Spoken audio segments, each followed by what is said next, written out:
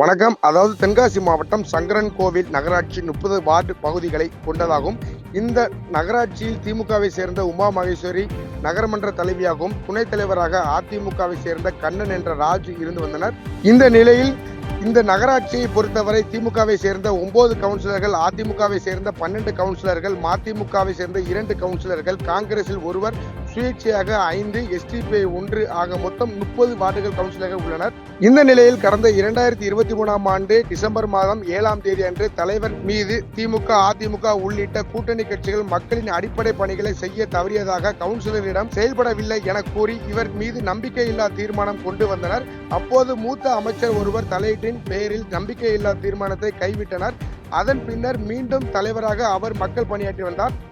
இந்த சூழ்நிலையில் மீண்டும் மக்களின் அடிப்படை பணிகள் செய்வதில் பாரபட்சம் காட்டியதாகவும், மேலும் கழிவுநீர், ஓடை, தெருவிளக்கு, சாலை வசதி உள்ளிட்ட மக்களின் அடிப்படை பணிகளை செய்வதற்கு கவுன்சிலருக்கு ஒத்துழைப்பு கொடுக்கவில்லை என கூறி அதிமுக மற்றும் திமுக கூட்டணி கட்சியினர் தொடர்ந்து நகர்மன்ற கூட்டம் நடக்கும் போதெல்லாம் சண்டையிட்டுக் கொண்டனர். மேலும் உடனடியாக திமுக நகரமன்ற தலைவி மீது நம்பிக்கையில்லா தீர்மானம் கொண்டு வர வேண்டும் என நகராட்சி ஆணையர் நாகராஜிடம் கடந்த மாதம் மனு கொடுத்துள்ளனர். அதன் அடிப்படையில் ஜூலை 2ஆம் தேதி நகர்மன்ற கூட்டத்திற்கு நகர்மன்ற தலைவி கூட்டரங்கத்தில் கலந்து கொள்ளவில்லை. மீதி உள்ள 29 கவுன்சிலர்கள் குரல் வாக்கெடுப்பிற்கு கலந்து கொண்டனர். அப்போது 17வது வார்டு கவுன்சிலர் விஜயகுமார், திமுகவை சேர்ந்த கவுன்சிலர் மற்றும் நகர்மன்ற தலைவருக்கு ஆதரவாக வாக்களித்ததாக, மீதி உள்ள 28 நபர்கள் கவுன்சிலர்கள் நகர்மன்ற தலைவிக்கு எதிராக வாக்களித்ததாக கூறப்பட்ட நிலையில் அவர் தனது பதவி தகுதியிழந்ததாக நகராட்சி ஆணையர் தெரிவித்தார். இது தொடர்பாக நகர்மன்ற தலைவி சென்னை உயர்நீதிமன்ற மதுரை கிளை வழக்கு தொடர்ந்தார். அதை அடுத்து குரல் வாக்கெடுப்பு செல்லாது என்று மறைமுக தேர்தல் நடத்த வேண்டும் என்று நீதிபதி அறிவுறுத்தியுள்ளார். அதைத் தொடர்ந்து இன்று 17ஆம் தேதி கவுன்சிலர்களுக்கிடையே மறைமுக வாக்கெடுப்பு நடத்த வேண்டும் என அறிவுறுத்தியது.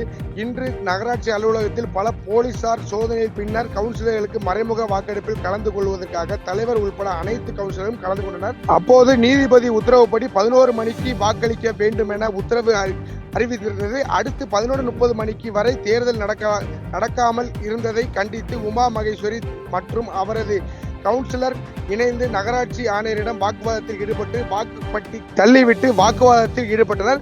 தொடர்ந்து அங்கு இருந்து அவர்கள் வாக்களிக்காமல் வெளியேறி சென்றனர்.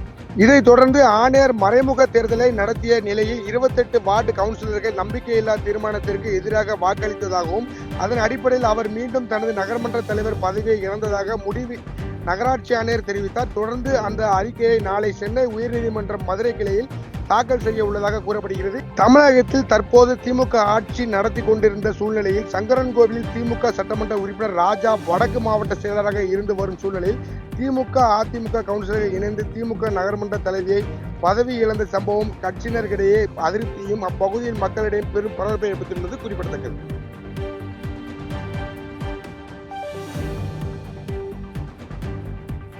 செய்திகளை உடனுக்குடன் தெரிந்து கொள்ள கீழ்கண்ட கேபிள் மற்றும் டிடிஎச் நெட்வொர்க்குகளில் எம்நாடு செய்தி தொலைக்காட்சியை காணுங்கள்.